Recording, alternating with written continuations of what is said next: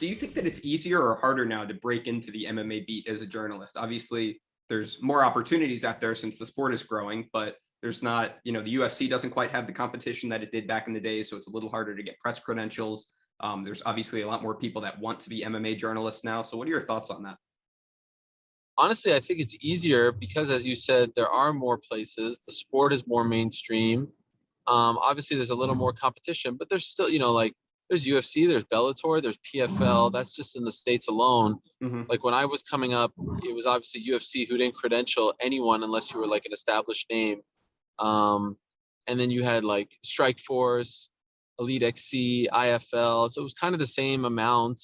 And then you had the stuff overseas too.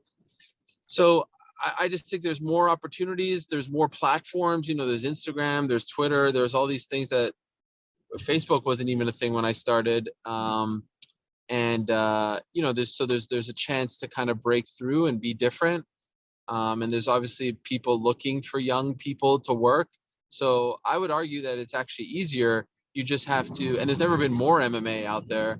You just have to, look around and see, who's doing what and try not to copy everyone. Cause, sometimes I'll get messages from people being like, oh, I want to break through and this is what I did. And it's like, a recap of a Bellator event. And there's really not a huge demand for that. You've got to look at the landscape and see what everyone's doing and then see where there's an opening for you. So that all being said, I would actually argue it's easier now because the job and the sport are more established.